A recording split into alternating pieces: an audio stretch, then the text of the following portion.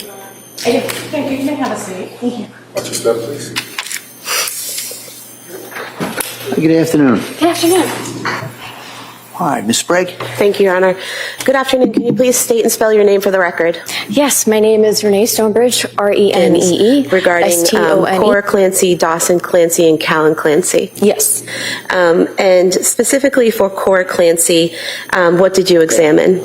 For Cora Clancy, I examined the eyes. And what were your findings when you examined her eyes?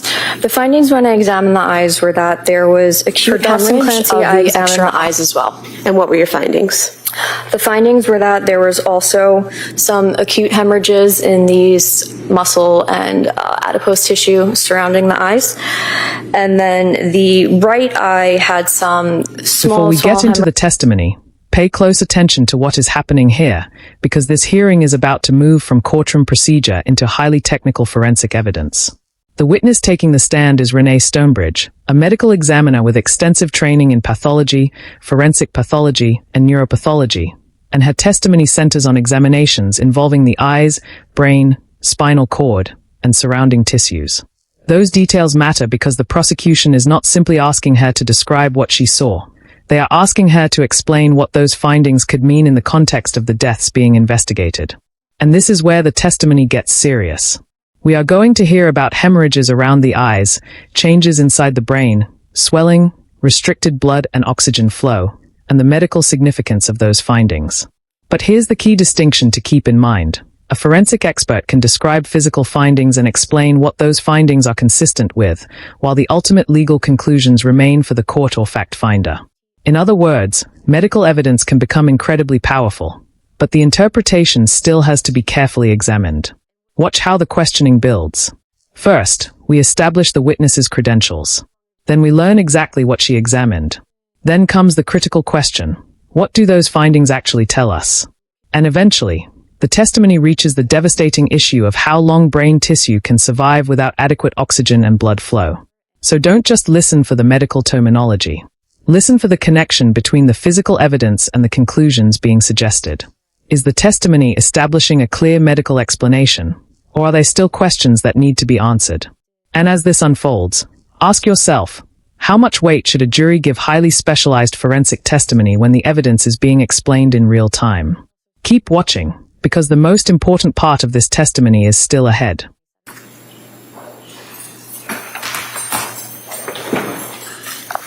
Same objection as decided by a judge. It's not contested. It's not necessary. All right. Same finding, same analysis. Thank you.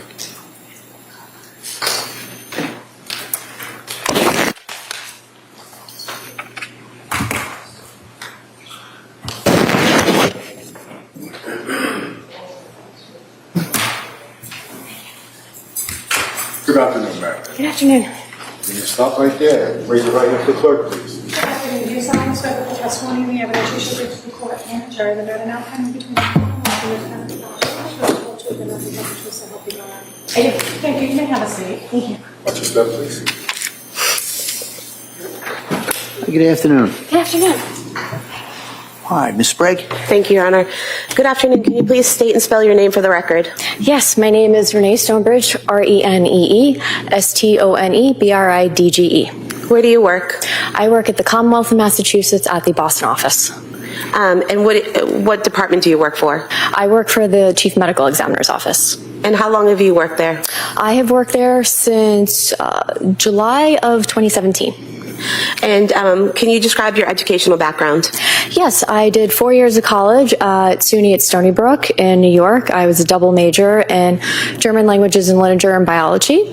And then I did 4 years at the American University of Antigua, where I got my medical degree. I also graduated with honors, magna cum laude. After that, I did a 4-year combined anatomic and clinical pathology residency program at NYU Winthrop Hospital in Long Island, New York. I also served as chief resident during my final year there, so 2016 to 2017. After that, I did a 1-year forensic pathology fellowship at the Boston office of the Chief Medical Examiner. And then after that, I did a 2-year neuropathology fellowship program through Brown University at Rhode Island Hospital. And I am board certified in forensic pathology, anatomic pathology, clinical pathology, and neuropathology. What is neuropathology? Neuropathology is the study of the brain, the dura, the eyes, and spinal cord, and muscle. What is your role at the Office of the Chief Medical Examiner here in Massachusetts? My role there is the Director of Cardiac and Neuropathology. I'm also a medical examiner, but my primary focus is brains and hearts. And so will there be an occasion where a medical examiner is doing an autopsy and they will send you either a brain or eyes or things of that nature to examine? Yes. And why are those things sent to you in particular? We have certain criteria that is followed in order for a neuropathology consult to occur. Some occasions are any children under the age of 2. I am to receive the brain, typically the spinal cord, depends on circumstances, the eyes and the dura as well. Also, if there's any suspicion of some type of homicidal injury to the head, blunt trauma, typically, those cases will typically come to me as well. Sometimes there are cases in which it may just be something that is a surprise. One of the MEs is doing the autopsy, the head is opened up and they see something unexpected. They see something that may be hard to diagnose as someone who is not neuropathology trained, or maybe something like a tumor that is unexpected, or a rare neurologic disease, neurodegenerative disease that requires further neuropathologic evaluation. And were you tasked with doing some examinations regarding Cora Clancy, Dawson Clancy, and Callan Clancy? Yes. And specifically for Cora Clancy, what did you examine? For Cora Clancy, I examined the eyes. And what were your findings when you examined her eyes? The findings when I examined the eyes were that there was acute hemorrhage of the extraocular muscles and adipose tissue. So when the eyes are taken out, this happens after the brain comes out of the skull. And there is a thin portion of bone in the bottom frontal portion of the skull where that bone is broken, and the eyes can then be examined on the inside of the head. Obviously, they're examined also on the outside of the head as well. But you can look at the optic nerve and you can look at the tissue that is surrounding the eyes. So the eyes are within the head with some muscle and some adipose tissue. So there is hemorrhage in these portions of adipose tissue and muscle that is surrounding the eye itself. And then also one of the findings was that the optic nerve sheath on the left side has some punctate hemorrhage. So the eyes, they're sitting in the head, and then there's the optic nerve that connects to the back of the eye and goes to the brain, which sends these signals so people can see. And there was some hemorrhage in this portion surrounding the nerve that connects the left eye. And are you able to determine by seeing these hemorrhages what caused them? Hemorrhages themselves are a very general finding. However, given the entirety of the case, knowing what I know from the autopsy findings, I can say it is consistent with something asphyxial. This is the first major point where the medical testimony starts carrying real weight. The witness has described acute hemorrhages around the eye muscles and tissue, along with punctate hemorrhage involving the optic nerve sheath. But notice something extremely important in the wording. She did not say that the hemorrhages, by themselves, prove one specific cause. She specifically described hemorrhages as a very general finding. The significance comes from considering those findings alongside the rest of the autopsy evidence. That distinction is crucial in forensic testimony. A finding can be real without being uniquely diagnostic of one event. Here, the expert says the findings are consistent with an asphyxial process based on the entirety of the case. The questioning then moves toward whether that can include strangulation. The expert agrees that it can, but the language matters. So here's the question for viewers. When an expert says evidence is consistent with a particular mechanism, do you hear that as strong corroboration, or do you think the phrase leaves room for alternative explanations? That distinction may become very important when the evidence is weighed as a whole. And we're about to hear the expert explain the physical mechanism behind these tiny hemorrhages. Something asphyxial. And why is it that when there's something asphyxial, that means strangulation of some type, correct? Yes, it can be. Why is it that these types of hemorrhages occur in the eye? What happens when there's some sort of asphyxial element to a person, it could be from many different things, but what happens is the blood in the head, if there's, say, some type of compression of the neck or something else that causes asphyxia, there's many things, but if there's some sort of compression, the blood basically gets kind of stuck in the head area, and because the blood can't flow back down through the body, what happens is there's little tiny blood vessels. They're in the eyes, they're in the skin, in the mouth, all over the head region. They basically get blocked up with this blood because it can't move. And these little blood vessels will burst, which leads to these little hemorrhages. And in terms of Dawson-Clancy, what did you examine with Dawson-Clancy? For Dawson-Clancy, I examined the eyes as well. And what were your findings?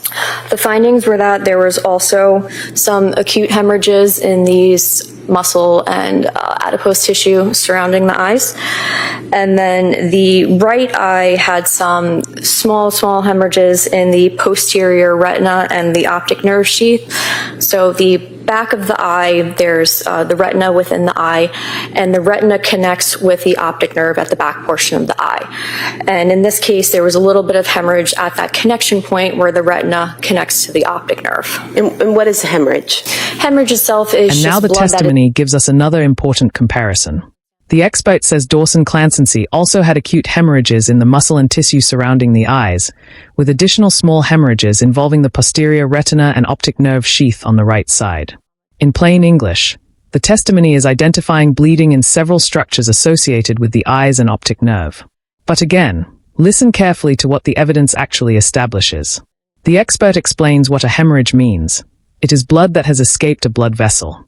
That tells the jury what they are looking at medically, but it does not automatically answer every question about how or why it happened. The larger significance comes from the pattern of findings and the context of the autopsy. This is also where courtroom questioning can be deceptively effective. The attorney is taking highly technical anatomy and breaking it into smaller pieces so the fact finder can follow the evidence without needing a medical degree. Retina, optic nerve, surrounding tissue, hemorrhage, each term gets translated into something understandable. So what do you think? Does seeing similar types of findings in more than one examination make the testimony more compelling? Or does the general nature of hemorrhage still leave important questions unanswered? Keep that question in mind, because the testimony is about to move from the eyes to the brain, and that's where the stakes become even higher. Hemorrhage itself is just blood that is no longer contained in a blood vessel. So it's burst from that vessel? Correct. And then in terms of Callan-Clancy, what did you examine with Callan-Clancy? For Callan-Clancy, I examined the brain, the dura, the spinal cord, and the eyes. And what were your findings? The findings were that there was hypoxic-ischemic changes. Essentially, that means that there has been some sort of incident which has caused the brain to have a certain period of time in which blood and oxygen flow were not appropriate. So in this case, there was a time frame in which there was no blood going to the brain, there wasn't enough oxygen going to the brain, and the brain will show certain findings in these sort of circumstances. One of the things I note is that there's edema. Edema is when the brain starts to swell. Edema is also a very general finding. It can happen in many instances, but the edema basically means that the brain starts to swell, so you don't have the nice kind of bumpy pattern on the brain. It starts to swell up and it gets a little more flattened because the brain is encased in the skull, so now it's pressing against the skull because it's swelling up and getting bigger. One of the other things I noted with that was that there was compression of the ventricles. So the ventricles are almost like a tunnel system inside the brain that allow for the cerebral spinal fluid to flow through the brain and go into the spinal cord. And when the brain starts to swell up, it not only swells up outwards, but swells inwards on itself as well. So these ventricles that are located in the inside portion of the brain are starting to get kind of squashed because the brain is swelling. Another thing I noted was that the brain was diffusely friable, meaning that it's very soft. So one of the things I do on all my brain cases is they go into formalin. The formalin allows them to fix, which basically firms up the tissue. And it makes the tissue more easy to manipulate. A fresh brain coming out of a skull is very soft. It's very easy to damage it. It's very easy to put your fingers through it if you're not careful. So one of the things that gets done is these brains will go into formalin. I typically will let them fix for about 2 weeks or so.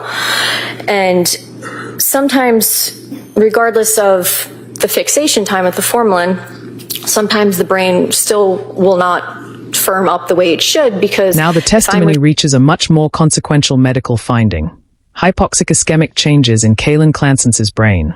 The expert explains that this refers to inadequate blood and oxygen reaching the brain. She then describes edema, or swelling, and compression of the brain's ventricles as additional findings. For anyone watching without a medical background, here's the simplest way to understand the testimony. The brain needs a continuous supply of oxygenated blood, and the expert is describing physical changes that she says occur when that supply has been inadequate. The testimony also explains why the brain's condition matters during examination. A fresh brain is naturally soft, but the expert says formalin is normally used to fix and firm the tissue for examination. In this instance, she describes tissue that remained unusually soft because of the hypoxic-ischemic changes. And notice another important point. The expert herself repeatedly identifies certain findings, including edema, as general findings. That means the courtroom is not being told that every single observation has only one possible explanation. Instead, the testimony is building a medical picture from multiple observations. This is the kind of evidence where details can sound overwhelming, but the central issue is surprisingly straightforward. What happened to the brain's supply of blood and oxygen, and what does the physical condition of the brain tell us about that event? The next exchange addresses exactly that question. The way it should, because if I'm receiving a brain and it's already has hypoxic-ischemic changes, the formalin is only going to penetrate the tissue so much because the tissue is essentially already dead. Can I just stop you for a second? What is hypoxic-ischemic changes? Hypoxic-ischemic changes is when you are getting lack of blood and oxygen flow. So hypoxic is the oxygen portion and ischemic is the blood portion. So what you saw with Callan's brain was consistent with a lack of blood and oxygen? Correct, yes. Which then led to brain death? Correct, yes. How long, based on your training and experience, does it take for a brain to start dying after the loss of blood flow and oxygen? It varies based on different sources. Most sources say it's between about 6 to 8 minutes. If there is no oxygen flow, then the brain will essentially start dying.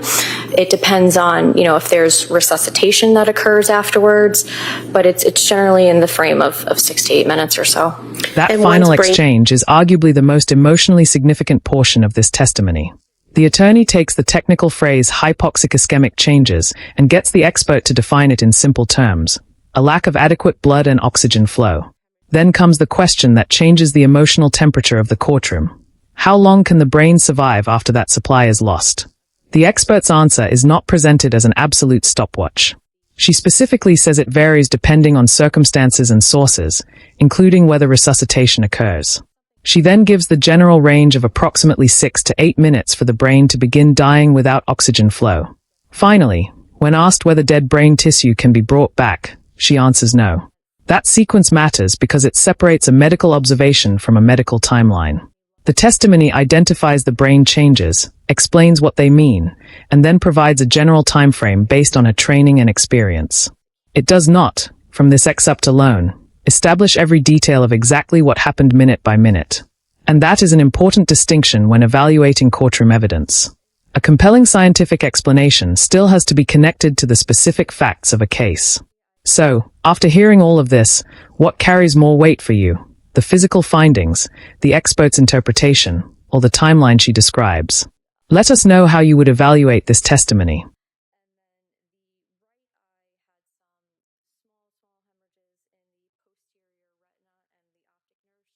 8 minutes or so. And once brain tissue dies, it can't be brought back, correct? Correct, yes.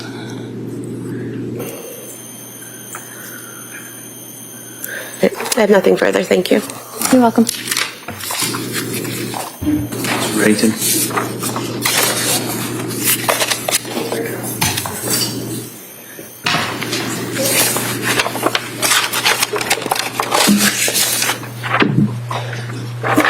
please.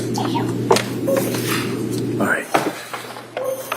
Come off calls, Hold Dr. on, Brown. Counsel, hold on. We're going to take a short break, all right? So why don't this will be a very short break, come out, we'll come right back, okay? Court, all rise. Jurors, close the notebooks. Please come to chairs, please. This way.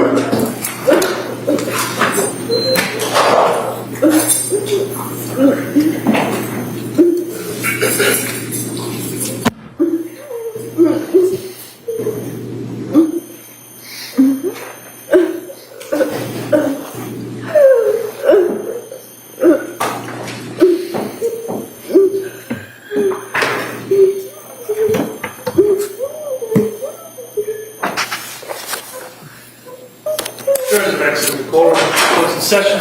All right, we'll be in a short recess in the courtroom. Everybody, clear the court.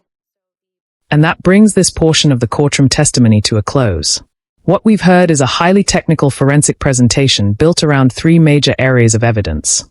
First, the expert described her qualifications and specialized role in forensic and neuropathology, establishing the basis for her testimony.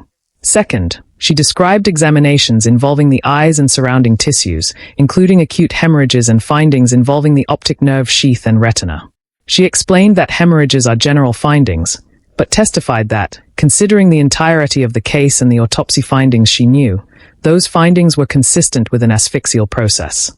Third, and perhaps most significantly, the testimony concerning Kaylin Clanson's brain involved hypoxic-ischemic changes, edema, ventricular compression, and unusually soft brain tissue. The expert explained that these findings reflected inadequate blood and oxygen flow and testified that the general time frame for the brain to begin dying without oxygen is approximately 6 to 8 minutes, while acknowledging that circumstances such as resuscitation can affect that time frame. One important legal takeaway is that expert testimony is evidence for the fact finder to evaluate. This excerpt does not include a final ruling, verdict, or ultimate legal determination, so we should not pretend that this testimony alone resolves the entire case. What it does provide is the medical framework the courtroom can use when considering the physical evidence.